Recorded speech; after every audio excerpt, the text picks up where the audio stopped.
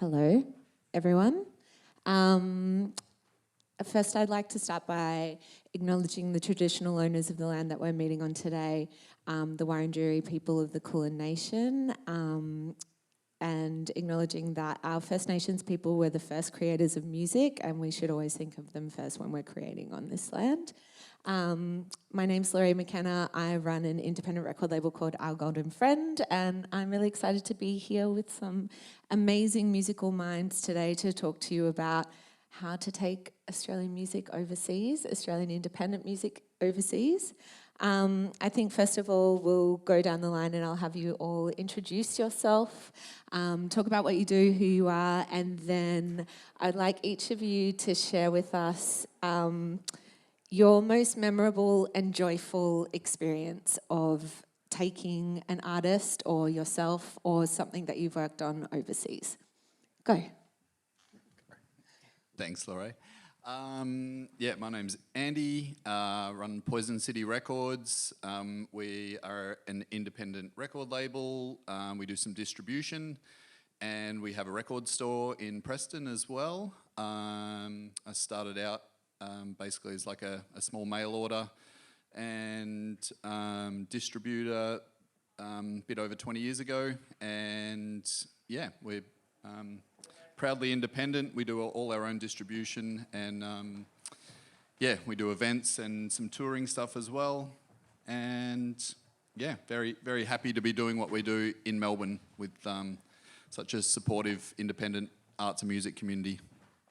And your most joyful experience taking music overseas? Off the bat. Yeah, off the bat. I want to hear it. Let's go. Well, I think we co-release quite a few records these days with overseas labels, and through those experiences, I get to see firsthand how much, especially Melbourne, Australian and especially Melbourne music, how highly it's regarded and the interest of it overseas.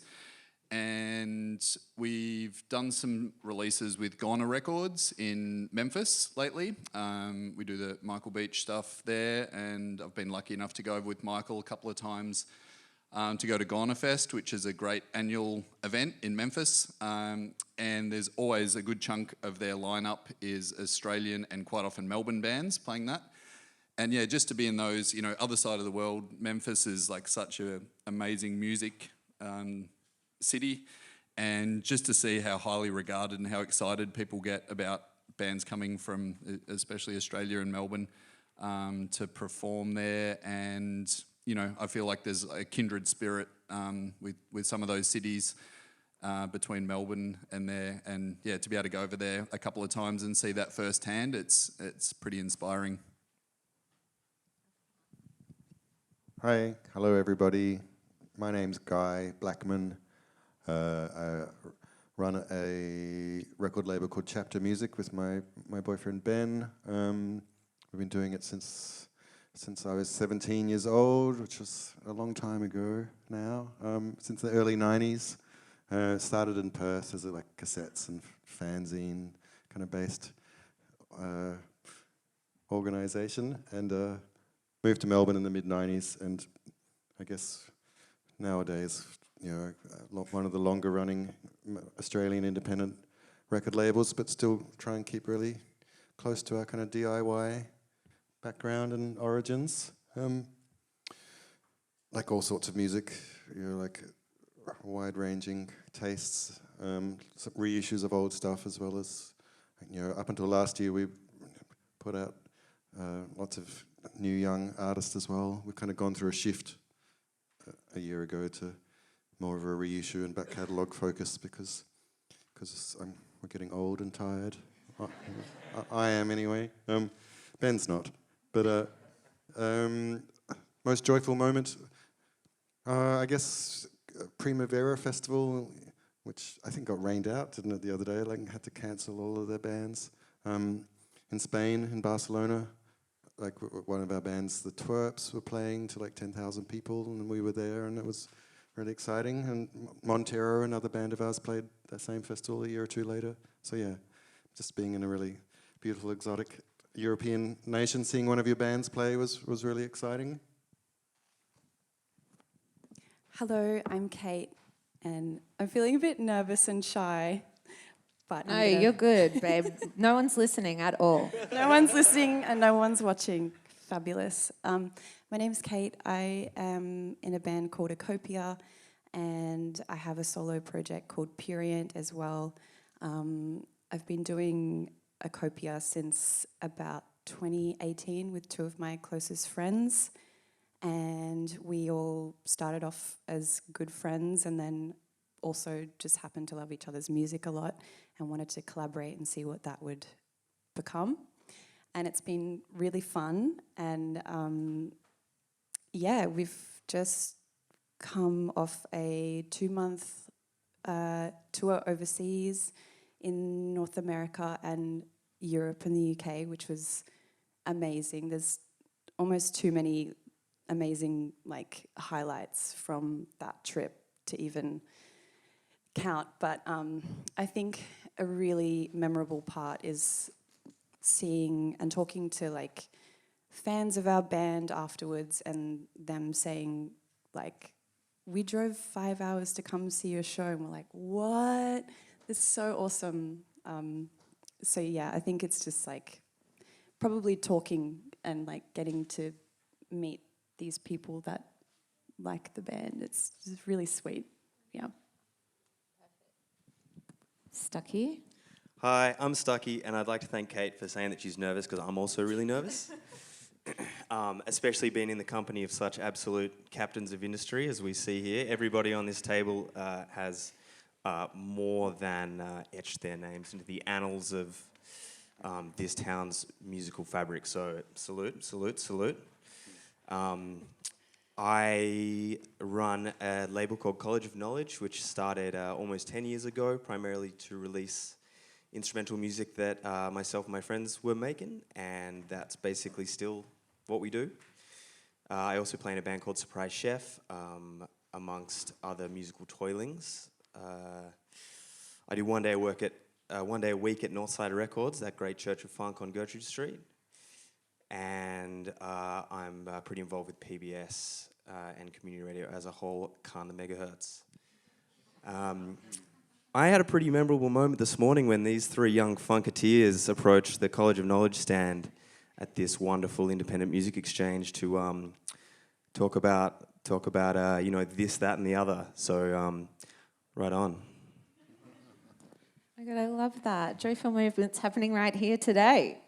Okay, so thank you everyone for sharing your stories. They were all very beautiful. Obviously, there are a lot of challenges with getting Australian music overseas, and I would like to kind of keep this conversation as positive as possible, because I know it's something that everyone is kind of struggling with at the moment, like big financial barriers, but I want to have a very positive conversation. So I'm going to take, my questions are pretty much angled like that. So we're going to start from the very beginning about timing and when you think it is the correct time to take an artist overseas. And I have lots of deep feelings, so I will riff with any of you on this, because there are two schools of thought about when is the right time to take an Australian artist overseas. Some people say that you have to wait to have a certain amount of traction here. I would say I'm from the school of we're in the world of the internet and everything happens at the exact same time. So if you have the capability of getting an artist overseas and building international audiences at the same time that you're building audiences here, why would you not do that? But what are your thoughts on that? Andy, do you want to start? I don't think there's a particular formula to it, taking bands overseas. I do think I come from more the DIY kind of music world where, a lot of bands we've worked with, or even myself, you have dreams of playing in America or in Europe. And I think for the most part, there's something, if you can somehow make it work, whether it's through a grant or, each band member loading up the credit card just to have that experience of touring. I feel like more so in Europe, it's possible. It takes a lot of work, but by reaching out to people or using resources of other bands in that similar scene, that you can kind of make it work at any level, even, you know, maybe don't even have an album out. But in my experience anyway, it's the going there and doing it and trial and error, and you know, you're going to be in the middle of Finland somewhere playing to 5 people and still having those experiences. But it's kind of all the people and the networks that you build along the way that kind of sets up a lot of the bands that we work with anyway to keep going back. And at some point, you know, you might have that higher ambition of playing those bigger festivals and things, but in my experience, I say you just have to go for starters. If you can make it happen one time, you make those friends and connections, and often it just grows from there. And often we've seen it kind of reciprocate where, you know, you've had a band in Europe look after you over there or tour with you, and then they come inevitably to Australia, and you can sort of return the favour and have bands stay at your house or lend them gear, or so yeah, we come from more that, you know, community-minded and DIY thing where, you know, you kind of just have to be a bit naive and do it if you really want to, and hope that it kind of evolves from there. Awesome. Anyone else? Other thoughts, feelings about timing? I was just going to ask Kate, because you just got back from overseas. Yeah, how did you know it was the right time to go on an overseas tour? Well, we went on our first overseas tour last May to Europe and the UK, and we waited until we felt confident enough that we would have at least 5 people at each show. And it surprised us in a lot of cities that there were more than 5 people there. But we also definitely couldn't afford it. Not to be negative, but we just made it work as well, because we knew that it would be worth doing, and it was worth doing, just trying to do it. And you never know who's at these shows, and you never know who's in the audience, and, you know, random people coming and then talking to their friends about the show that they saw that they like, and then before you know it, you've got 5 more fans or something. I actually had a question much further down, but since you're riffing on this right now, I'm going to jump to it, because I'm going to say, and you don't know this, but I was actually in New York at your Club 101 show that you played this year, and it was so amazing to see a band from Melbourne sell out 2 nights back to back in New York. As someone who's been a big supporter of the scene and obviously seen you play here, it was to see not only a rammed room in New York, but it was and I'm sure you'll be aware of this, but full of industry, people, it was the who's who of fucking New York music was at your show. And for me, as an Australian, I was this fucking rocks. So I just want to say congratulations on that. But how did it feel going on your very first US tour and playing to sold out rooms like that? It's definitely a pinch me moment, for sure. And it was also mine and Morgan in the band, our first time in the US, so it was an extra level of wow, everything is so exciting and fun. We just loved how friendly Americans are. They're just so down to chat and hang out and just, I don't know, talk about anything. But yeah, it was really surreal. Just, pinch me kind of moment. Yeah, I loved it. Anyway, I felt very excited to be in that room, and it was a great show. Thank you. I was just going to say, before taking yourself kind of physically overseas, I think there's steps before that are important. Taking your music overseas somehow, and there's so many steps involved. But yeah, how do you? I guess streaming is an international thing, but it is really, really hard, as we all know, for Australian musicians to get international prominence and kind of streaming platforms. But yeah, how do you create an international audience for your music, before you you even kind of consider getting on the plane to go and play to those people? Well, this really feeds into my next question. Thank you for the G-up, Guy. So my next question for you all is, how do you find your champions or your people overseas? Like, there are several ways that I've used for the artists that I manage and for my record label, but I'm interested to know, for me, it's about finding the champions in different areas, whether they're promoters, publicists, radio pluggers, tour managers. Like, these are the people who are like boots on ground overseas that can make a difference for Australian bands. So I'd be interested to hear your experiences of who you've worked with overseas that's made like legitimate inroads for you or been really helpful. Anyone? Stuckey? Me, please. Yeah, I think this question, and I imagine this principle applies to almost every question.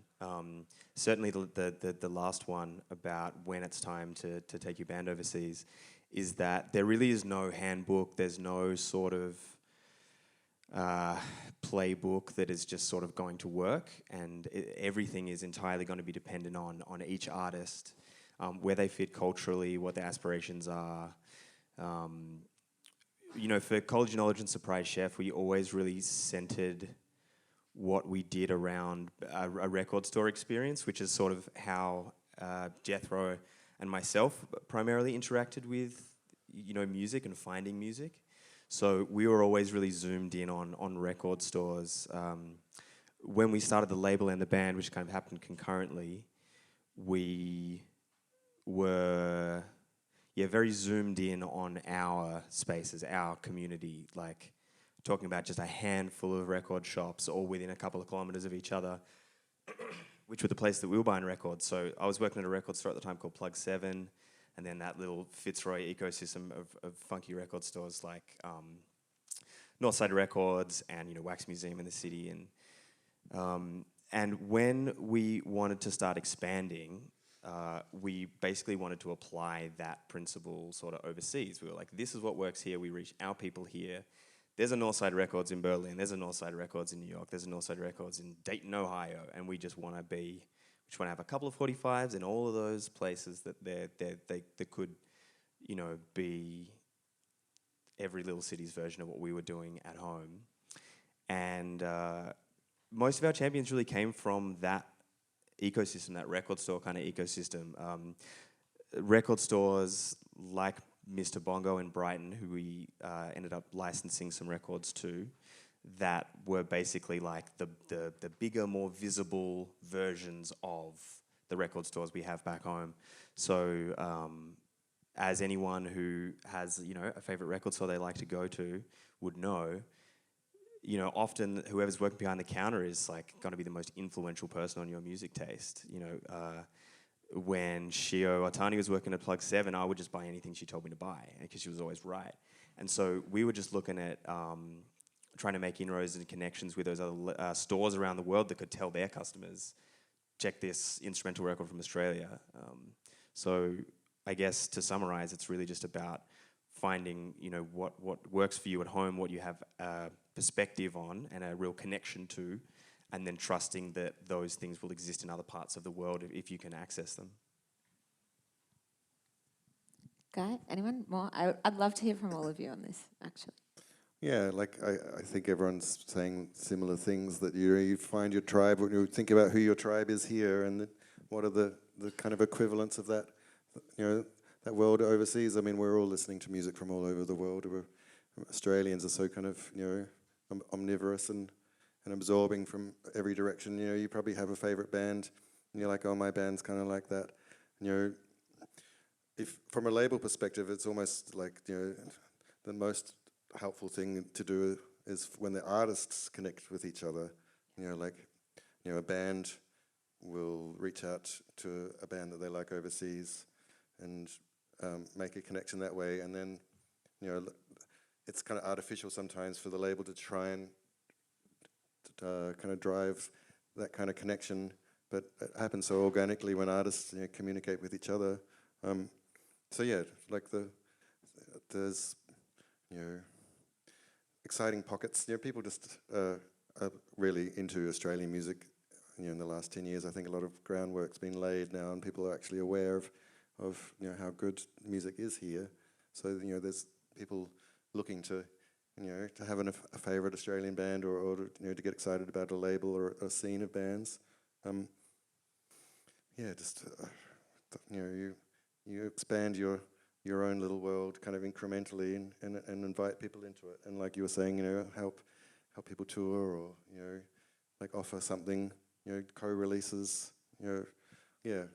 Yeah, because essentially, like Stuckey was saying, the record store thing, to me, I agree with that. It's kind of like the source of, it's almost like the people that have their dedicated record store are the people that tend to be like the most engaged, and the music can be, super small, new bands or whatever, but that's often where you find out about, the real underground of a city's cultural and music that's happening. And probably the next step for us that we've found helpful is the community radio, which is obviously really strong in Melbourne, but the equivalent WFMU in New York and KEXP in Seattle have been really supportive of us as a label, and we have some good contacts there where even if we're not servicing it,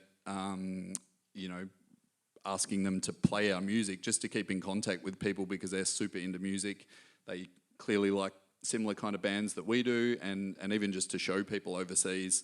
But the word of mouth of those kind of people, because for the most part, like community radio here, it's volunteer people, so they're not doing it purely for a job. They're doing it because they're actual music lovers, and usually their passion for a band, or could be the most obscure band from the other side of the world, but if they get behind it, that's the starting point for a lot of good things.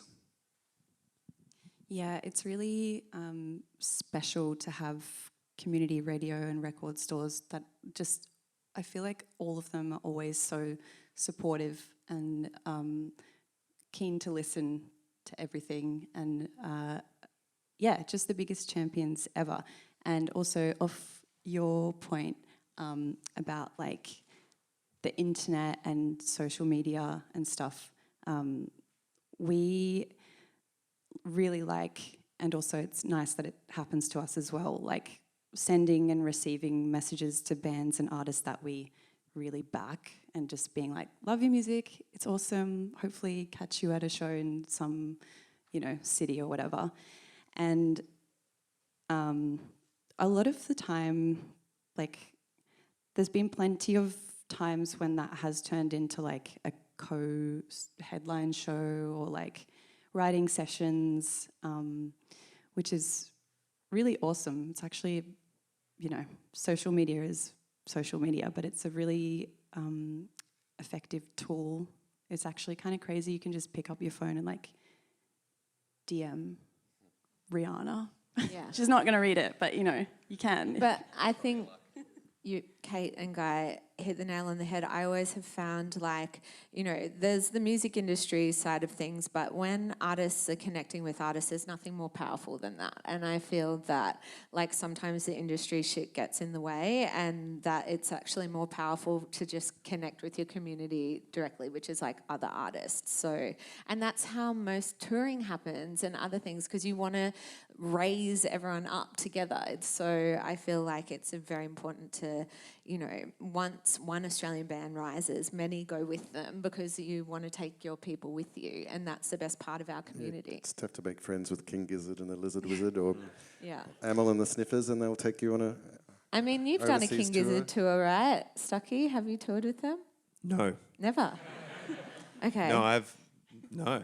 I mean, not to my recollection. Okay. Well, but yeah, I feel like... Tell them though. You should tell them. Yeah, should Surely, I? Anyone Here else somewhere. King is in the room?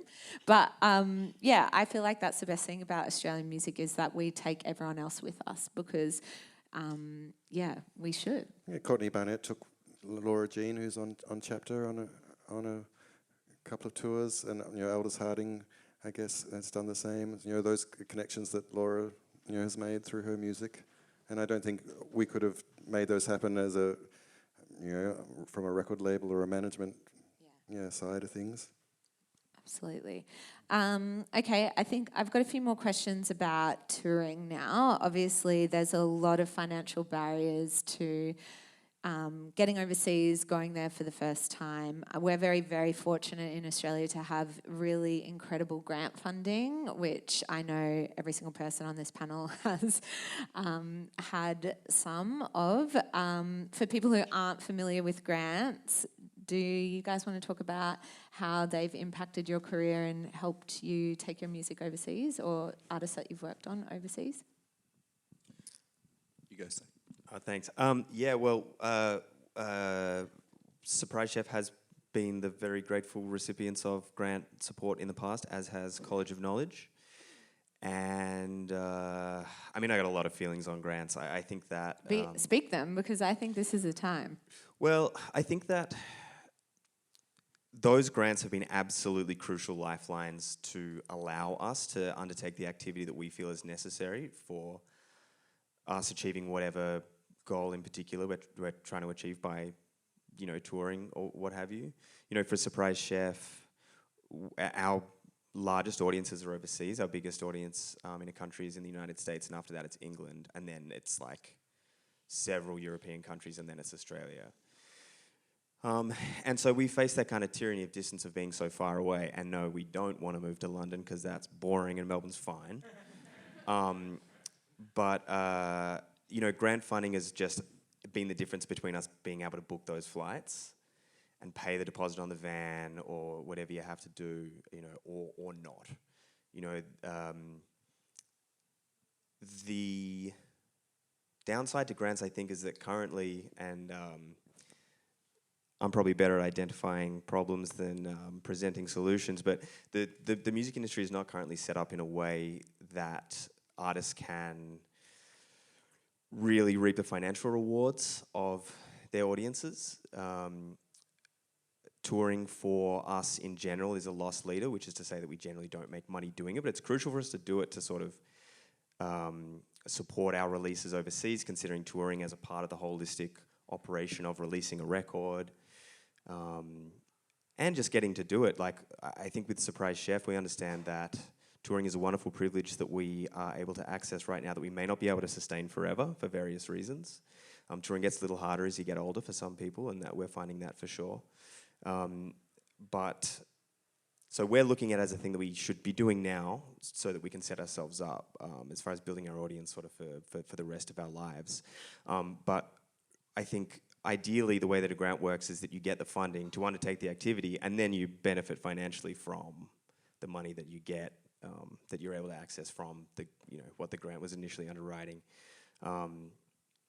We haven't necessarily felt like that's the case, and again, that's not the failing of any grant body or anything. That's just like the way that the industry's set up. When streaming doesn't pay enough, like, you can get a grant to make a record. If you don't make any money out of it, then But I guess the main thing is call Golden Grants and get them to help, because that'll get it done. Plug. Yeah, well, I can assist with that, because if you're not aware, I have a separate business called Golden Grants, which is a grant consultancy and grant funding organisation, and we obviously help a lot of artists access grant funding, because it's my feeling that just because you're an artist and a creative doesn't mean you should know how to write a grant or know how to navigate that landscape. So I set up this organisation to help with that, and we've helped many, many people access funding. But we do have incredible funding in Australia, and I love to riff on it. But it's really interesting to hear you say, just because you get a grant and just because you go overseas one time doesn't mean you're going to necessarily go into profit or things are going to happen. But should we be taking those risks? I think in the independent music scene, absolutely. We're like the risk takers and the rule breakers. So if people like us aren't doing things like taking bands overseas for the first time and at least having a crack, then it's, what are we actually doing with our time? Yeah, and Australia is one of the really rare countries where there is a grant funding system. I mean, most countries don't have access to that kind of support for independent art, and like Australia, Melbourne has such a massive reputation now around the world as like a music capital. like a hive of really great creativity, and I think that's hugely in part because of the funding that the artists have had to go and present their music overseas and to record their records. And I think there's a little bit of a the punk kind of like residue of distaste for grants, but like I think everyone should try and take advantage of that system, because the money is just going to get used by someone, or won by someone whose music you don't like if you don't I apply for it yourself. And that, as you said, there's a very punk mentality about taking government money or whatever, but I feel like if it's there and we have access to it, that's quite punk to take their money and do shit with it. Do something good with the money. Go and sleep on people's floors. Yeah. Thanks, Crivers. Yeah, up the shout out back. Kirsty Rivers, big shout out VMDO. Thanks for all the money you've given all the artists over the years. Yeah. I'm not punk. I want more money from the VMDO, please. I think another thing to just jump on that is on what Guy was saying is it's incredible the places that you go. Like I've grown up in musical sphere where grants are just part of the equation. Whether you're getting them or not, the grants exist. It's incredible when you go overseas and to explain to someone from the United States of America that our government gave us money to take our little funk band overseas is just shocking to so many people. Find it insane. Yeah, in and it America. is. But Yeah, then they use it as a reason not to pay you properly for playing the show. Can you get the grant support funding? band drove from the neighbouring state to play, so let's give them all the money. Yeah, totally. But yeah, it's something that I've certainly taken for granted. And some countries don't have that stuff. Most countries don't have that stuff. So it's a pretty incredible thing that we have that as a resource to access. Yeah, absolutely. And a lot of Australian bands would not have gone overseas for the first time without grant funding. So gratitude to all of the peak bodies in the room today who are funding people. My next question is, have you used a publicist or a radio plugger that you have found? Because I find as record labels, everyone is like, is it worth getting a radio plugger overseas? Do you have feelings about this? Yes or no? We certainly have dabbled in it in terms of releases where we are sort of representing the record outside Australia or worldwide. And I guess for a smaller label like us, like I said, we're self-distributed. We're not getting fund. We're not an independent label with funding from a major or something. So we really have to be careful about everything we input into a record and actually feel like it's going to somehow along the line come back. So we've dabbled in some in the UK, and our sort of reasoning for doing it generally, if the band is going to tour there, we can kind of justify it. And I mean, there's a lower level of sort of radio plugging and PR that's a little more in the kind of DIY punk world, which means that, also it's not an overly expensive input. So you're getting people just sending out to, blogs and smaller radio stations. And then I guess we have dabbled in the bigger UK PR and publicist work for a couple of releases. And I couldn't categorically say whether it's been worth the expense because it's very expensive. Yeah, and really you're kind of equating that in terms of getting that money back to maybe selling another 400 or 500 records, physical records, and that doesn't always happen. It rarely happens. So yeah, we've had kind of mixed experiences with it, but sometimes we get to the point where if the bands put in the energy and their finances to get themselves to the UK or Europe, we kind of over the years I've felt compelled to kind of contribute because they're sort of holding up their end of the bargain by getting out there. So we've tried it, but very hard to know whether it's worth the spend. I agree. Anyone else? Guy? Stuckey? Kate? We have usually always just directly reached out to radios and people, definitely like DIY style, and wherever we've been able to fit in like time at local radio stations or places like the Lot Radio and NTS Radio and stuff who are really supportive. That's been really fun. And but yeah, definitely like just still a bit DIY in that way. I think maybe next album cycle we might suss it, but I don't know. I'm unsure. Yeah. I feel you will suss it next album. Yeah. Any other Stuckey? I just, No, please, Go. please. it was like there's so much as it, like the record label and the artist are kind of the only structure where, you spend all the money and you take a risk and you don't, you might not get any money back. And then there's so much industry around the record label and around the artist who just take your money up front and, you might get a great job out of it, you might get nothing. It's like, the label and the artist are working on this kind of, profit split or kind of like this hazard, throwing something out into the ether. So yeah, like often if you're just starting out, there's so many people around you that are offering these services and you're like, maybe I have to do this or I won't, get what I want if I don't spend this money. But like, you can get charged like a wounded bull by so many people and end up with, no real impression of how you've, gained. And I think there is a lot, like you were saying, that you can do yourself. Like especially coming from the world that we, very hands-on with things. There is, I know not every band has those kind of people in the band that are proactive and, let's make a list of all the radio stations and kind of divvy up the work. And I think there's a lot to be said by going direct and trying to keep it within the band and within the label and not, sort of incorporate these third-party spends where you really don't know, what the reasoning other than you think, oh, well, I'm releasing a record overseas, I have to do it.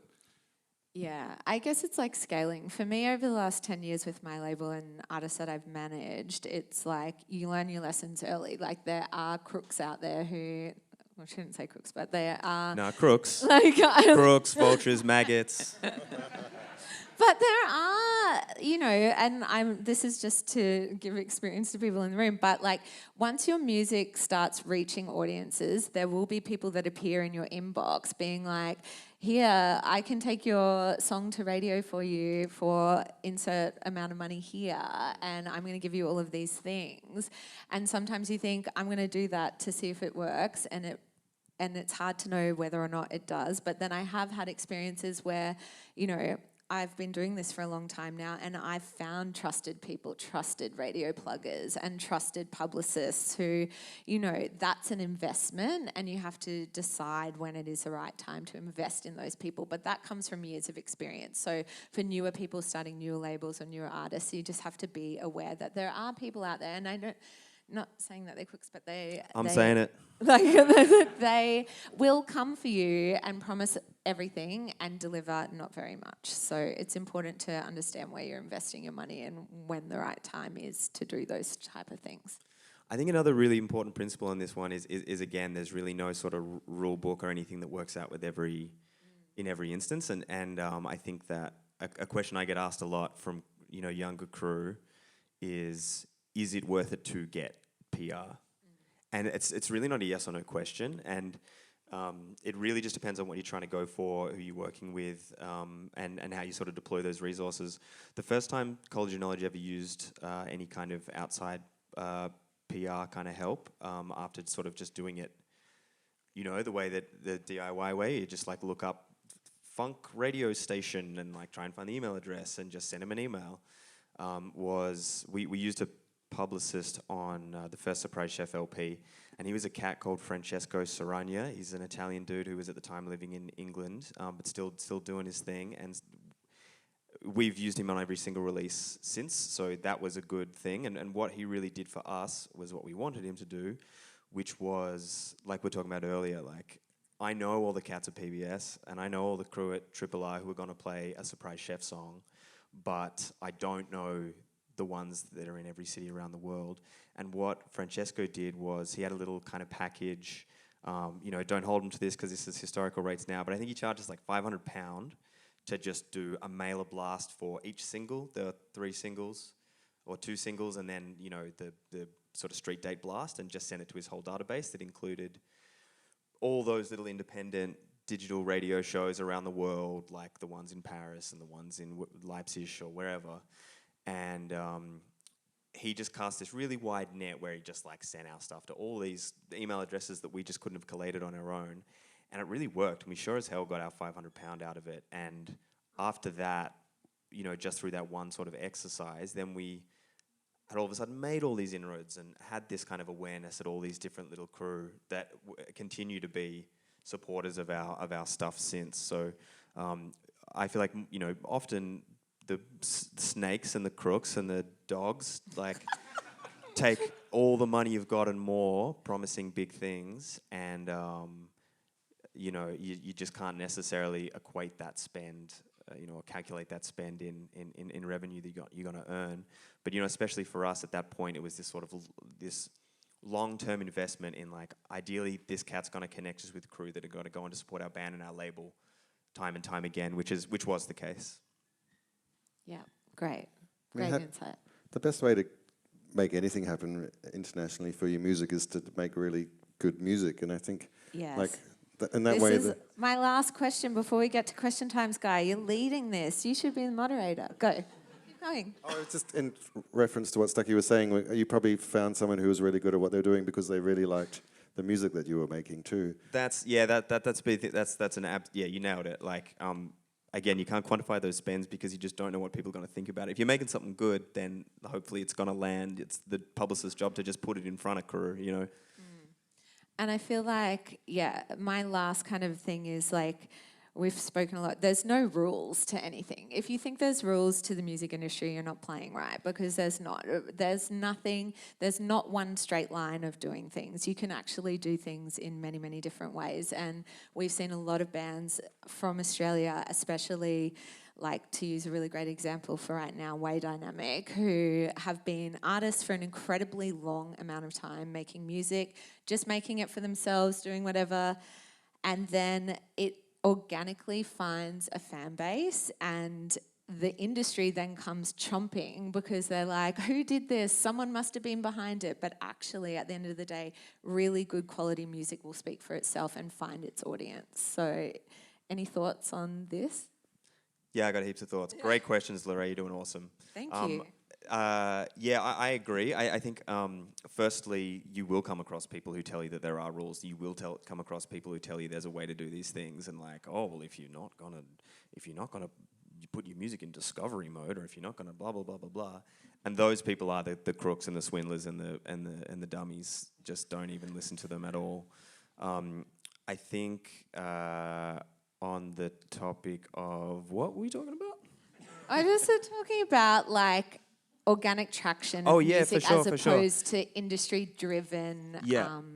I think that's a total thing. Like, a lot of the time people want to think about it as this top-down thing. Like, I'm going to make this thing, and the most influential person, the most influential label, the most influential whoever, most exciting person who all your friends have heard of, they're going to get behind it, and it's going to be this top-down kind of thing where you know, in our world, it's like a Giles Peterson. People are like, you know, if he's going to champion something, then it's just going to go down through the culture, and we're all going to be sweet.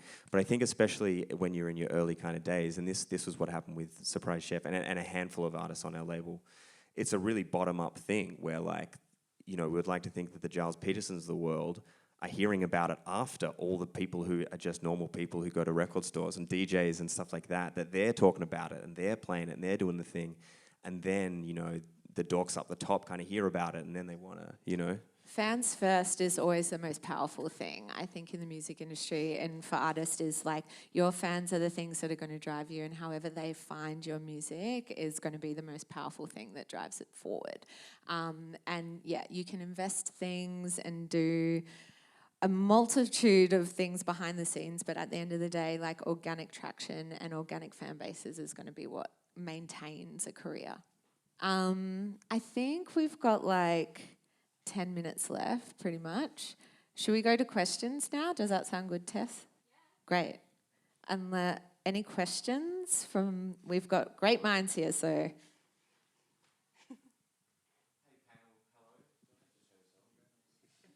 Okay, great. Yeah, so thanks very much for the talk. It was really insightful.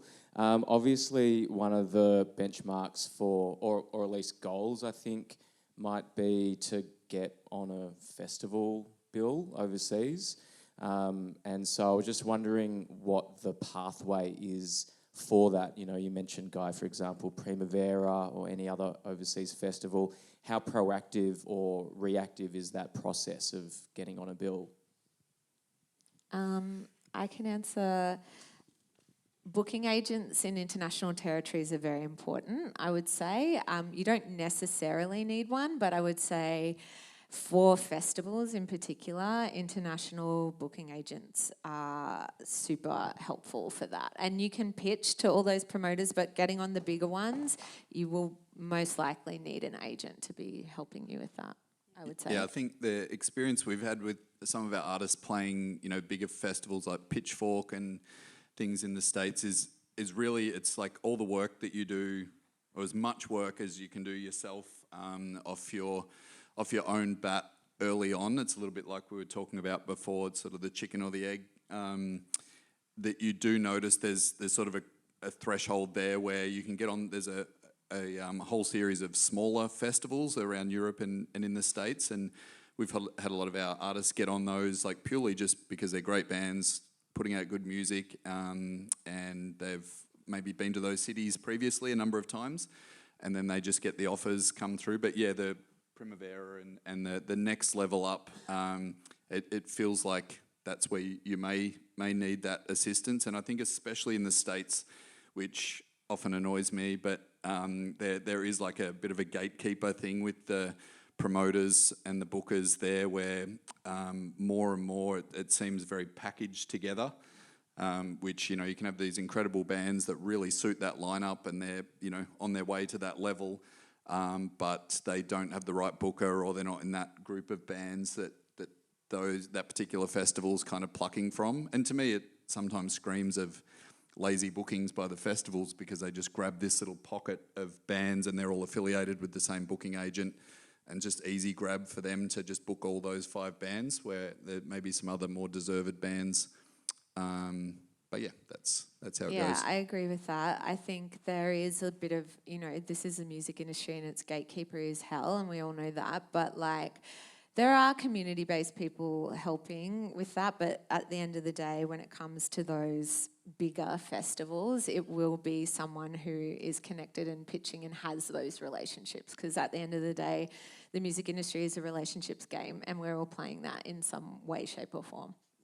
Yeah, I'm just trying to think of a path, like as an example for a younger artist or band. Like, you know, if you could get yourself on a support here for an international band, and they like you, yeah, and you know, develop some kind of relationship. You can communicate with each other. You know, this is like an example that has happened numerous times for artists that we've worked with. You know, do that support here, you become friends somehow, you exchange emails or whatever, and then, you know, you're like, we want to come to America, you know, are you doing any tours coming up? And they're like, oh, you know, sure, you know, next year we're doing a tour in March, you know, if you want to do the support, you know, and even that's a big score. But then from that, you might get seen by people over there and get a American booking agent, and then eventually you might get a overseas label that wants to put you out, and then from that, you know, your record comes out, and next record comes out on an overseas label, and then you get a European booking agent, and then they pitch you to Primavera Music Festival, and you get a spot. And, you know, those are just like... That's a great pathway, Guy. Congrats. That was great. I mean, yeah, I've seen that happen numerous times, and it, you know, it just starts here and then builds slowly. Yeah. I was just going to add as well that sometimes, or like usually for those bigger festivals, they need to see that you can sell tickets in certain cities, like in certain amounts. So we have not, you know, we've been put forward for some bigger festivals and been rejected because it's like, you need to sell X amount of tickets in this city and that city, and we need to see it. So it's kind of like doing all the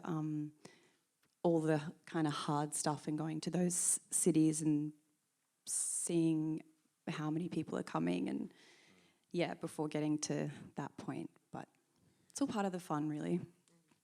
Yeah, I think like when you're trying to get to that level, the Primaveras of the world, these are businesses, they make their money from selling tickets, and they're going to book bands they think are going to help them sell tickets. It may be your individual aspiration to play at this festival or that, but realistically, the best way that you can access that is make your music valuable to that organisation. Obviously, that's easier said than done. Something that we've done a lot of as a College of Knowledge is co-releases and territory splits and sub-licenses and stuff like that.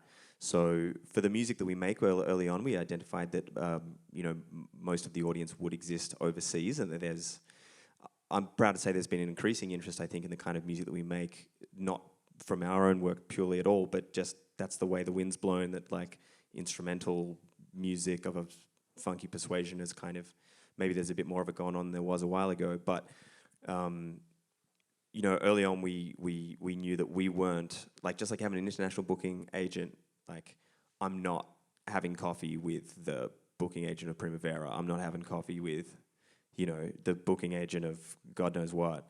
But it's just like that with a label, where if the best thing we could do to get on festivals in Europe was be on a label in Europe, So we licensed the first couple of Surprise Chef records to a label in England, and it did really help us do that. We then signed to a label in the United States, and we found that it really, really helped us get on festivals and have performance opportunities in the States, because we had people who were good at what they did building us in that territory, so that the festivals thought that we'd be valuable to their program in the terms of actually selling tickets.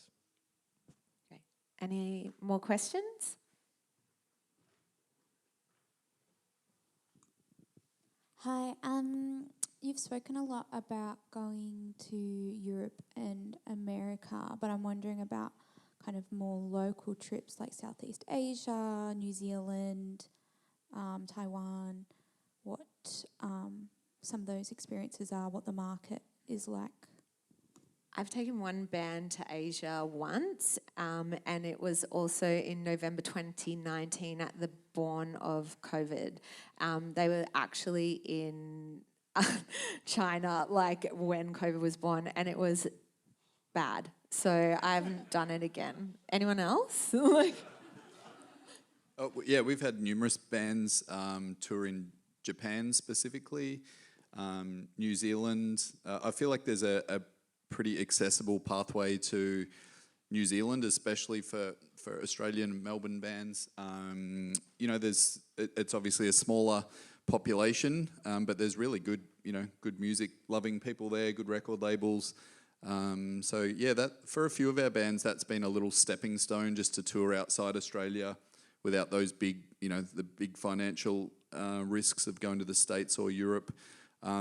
Japan's a great place to tour, but maybe a little harder to access unless you have, sort of goes in waves of different promoters there. It sometimes feels like you need to be invited rather than maybe a Europe tour or New Zealand where, if you're persistent enough, you can just make it happen.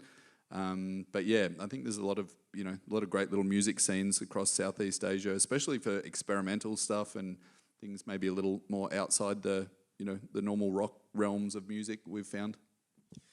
Yeah, Asia's awesome. It's way closer to Australia than America, and it's way closer to Australia than Europe, which makes it a really, really important place for Australian artists who are trying to get outside of Australia.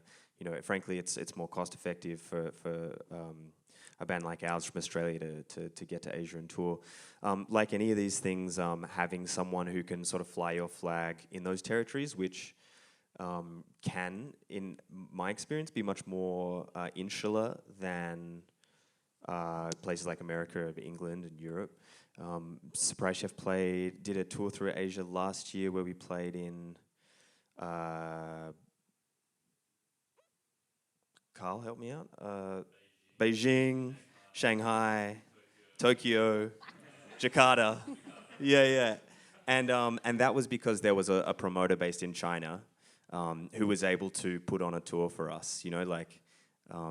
Again, we don't know anyone in Beijing. We don't know where to play. We don't know where not to play. We don't know who the support band should be. And that's where a promoter can be really helpful. So that promoter sought us out, but I think that the same principle applies. Maybe you want to get on the internet and see who's like when your favorite band that sounds like your band played in Tokyo, where'd they play, and whose logo was at the bottom of the poster, and try and email those crews saying, hey, we're a whatever band from Melbourne, and we want to come and play. I think that particularly in those kind of territories like China, Japan, Indonesia, Singapore, having someone there that, as you put it, invites you rather than you kind of forge your own path, emailing venues and stuff, like someone who can get you over there and hook it up is the play for sure.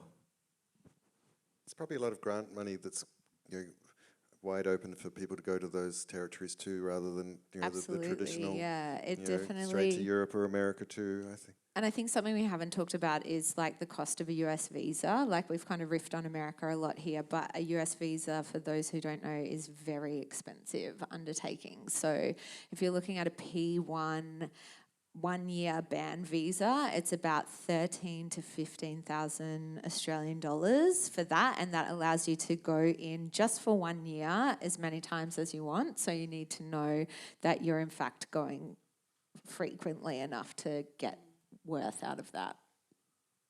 So that was just we've found for a lot of our bands that touring America, without making it negative, but it's almost totally prohibitive in the smaller music scene unless you're clearly a headline band. And obviously there's a lot of examples of Australian bands that are doing well in America and well enough to absorb that cost. But for the next level down of bands that we often work with that have aspirations of touring America, it's kind of almost off the table. It's either that or you run the gauntlet and pretend you're there for another reason. Don't do that. Don't do that. No, don't do that. Any more questions? Don't. When you're in like customs detention, don't say I went to this panel and they said like. I won't give my full experience of that, 'cause maybe I shouldn't have suggested that. Okay. With the rise of like streaming services and like through the internet, obviously engaging with sort of fans and people all across the world has become like much easier and accessible for smaller artists and whatnot. I was just wondering if you could offer any insight for, say, like an independent artist that may have released a single and that single has gotten some amount of algorithmic traction, how you can convert that algorithmic traction to like more sort of like solid, like convert it to more of like a authentic fan base internationally. This Hey, is real a red quick. hot question. Real quick, what's your band called? Banksia. It's called what? Banksia. Like the Banksia. Where flower. can we hear your music, Banksia? On all streaming services. Right on. Yeah. All right, look it up, people. Banksia. Thank you. That's a really great question, and something that I have quite a lot to say about, because I've worked across a lot of different bands who have had very high streaming numbers and had that like translate into actual fans, because there can be a discrepancy. It is like the music industry has a lot of smoke and mirrors. Like you can see an artist that has huge streaming numbers but actually can't sell any physical tickets. And then there's bands that have really low streaming numbers but can actually sell heaps of physical tickets. So there's like, it reverses itself sometimes, and there's no direct correlation. Like, I worked on a band called Good Morning for a really long amount of time, and they had really high streaming numbers but had never been to America. And when we took them on their first tour, it was a big risk because we weren't quite sure. There had been people screaming at them, being like, come to America, and you see that in your comments and you think, oh, maybe is this going to be a good idea? In this particular case, it was. Like, we announced their first US tour, and all like the LA show, we sold 750 tickets like straight off the bat in 24 hours. Like, and that doesn't always happen, but it can, and you need to be able to, the smoke and mirrors is there, but it works out sometimes, but also it cannot. And I don't know what the discrepancy is unless you go there to try. I guess the context of how the streams are coming in, like sometimes you can tell whether you've been put on like a playlist that's full of engaged listeners, or people that are just playing it in the background at their work, or there's a lot of lifestyle, coffee and chill kind of playlisting going on that generate so many numbers for certain artists, but it doesn't necessarily mean that they're actually going to have anyone who remembers the name of the song or the band at all.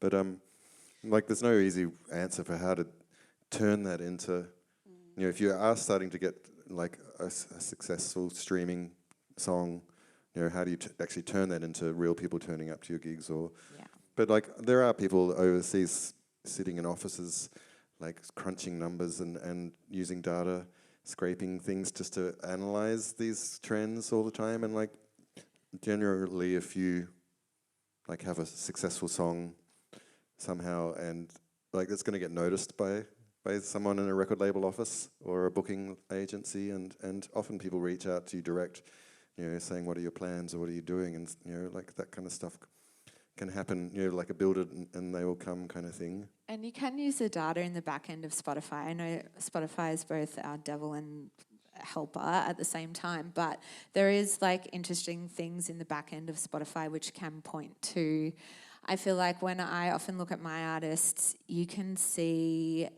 as Guy said, the difference between an algorithmic playlist and then actual fans adding it to their own personal playlist, because that's what actually equates to building a fan base, as opposed to a Spotify editor putting your song on a playlist which is maybe there for 2 or 3 weeks and then disappears, and then all the listeners drop. Whereas like actual fans will be adding your music to their playlist, which they listen to every day, and that will equate to proper streaming fan base. I think a big thing that applies to streaming metrics, and it applies to a lot of metrics that exist, is it's rarely about kind of using A to impact B. It's like how A and B and C and D, E, F, G, etc. all work together to kind of get the thing done. And, you know, using those kind of metrics to leverage other stuff, like, you know, if you got a real nice Spotify monthly listeners figure, tell the festival that you're reaching out to, tell the label that you're trying to get to sign you, tell the band that you're trying to support. Like, it's just a number that may or not, like, Surprise Chef has a, like, what I would call a real nice monthly listeners number, and I reckon it's like mostly people who are like doing their homework or cleaning the dishes or in a cafe, and it's just going, you know, it's not like that many people are really actively listening.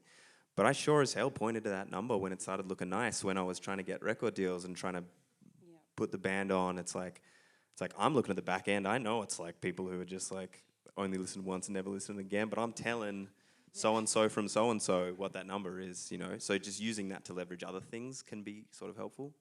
Our manager has definitely done that to approach like promoters and booking agents and stuff, and just kind of like made it look really good, you know. It is about creating a story around an artist, and sometimes you do have to point to things. So but I would also just add to that, to release music kind of consistently as well, like not leave it super long because people kind of fall off, and, you know, I'd probably just say that. That's what the industry will tell you, that you need to have a new single on Spotify every 6 to 8 weeks to feed crazy, the algorithm, which is, I don't believe is true, but a lot of people do conform to that in a way.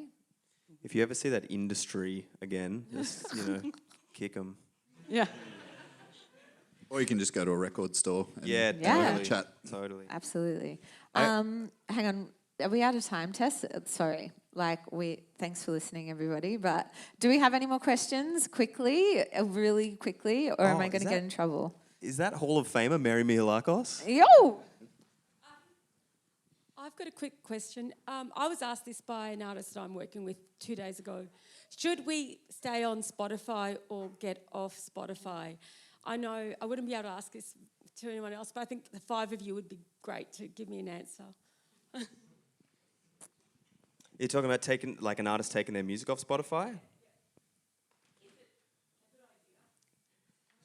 Oh, dude, I'd love to not shop at Coles either, because that company's evil. But like at the end of the day, when they got the cheap broccoli, I need to buy the cheap broccoli. And I think it's the same thing with Spotify. Like, I would love to take a moralistic stance. Like, I got off Spotify as a listener, but I can't afford to take away that income from the band that I'm in, and can't afford to take it away from the label that I run. Like, it's a pretty, like, we're all fighting tooth and nail for the crumbs, and like Spotify is one of the bigger crumbs that we subsist off.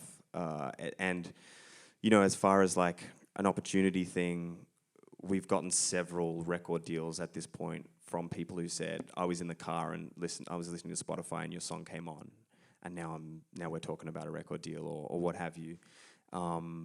Yeah, as much as I would like to take a moralistic stance, because Spotify is bad, evil in so many ways. Like we all know that. If you're in this room, you're probably hip to that. But it would be to hamstring like our entire everything that we do to take our stuff off Spotify. So unfortunately, we can't do that. Yeah, I think it's as you would know, Mary, the evolution, you know, from when, you know, if you're sort of my age anyway, where, you know, it was all about records. If you love the band, you go to the gig, you buy the record, you buy the T-shirt. That's how you engage and support the artists that you love. Then CDs came in, and then you sort of questioning, oh, is this going to ruin music? And then obviously digital after that. And, you know, I think as a record label, like my current position, we certainly have a number of our artists that don't want their music on Spotify, and that's completely fine. My personal opinion, I would rather, you know, people go into record stores, go to gigs, buy physical records. That's still, you know, where we're at. But it, I think the power and the spread of streaming and how it allows people outside the going to record stores type folk access music is not a bad thing. But at the end of the day, as a record label, I think it's our responsibility to just do whatever whatever the artist's preference is. That's kind of where we've got to with the Spotify thing. I have to think pretty deeply about it, like whether I actively say to our artists, well, let's take all our music off Spotify, but I didn't really go down that road, so we've just left it up to each artist to interpret to us how they want their music represented, and we try and assist with that. I agree with that. We exist in a capitalist society, so unless you can completely remove yourself from that, which best of luck to all of us in our endeavours to do that, I think that you have to make your choices, and whatever choices you make, they're your own, and you should stand by them. And if you can afford to take your music off Spotify and that works for you, rock on. But if you can't, also rock on. Like, I feel like you have to do what is best for you in that situation. Anything else? Are we done? Yeah, I think we're done. Thank you, everyone. Thank you. Thanks, Lorrae.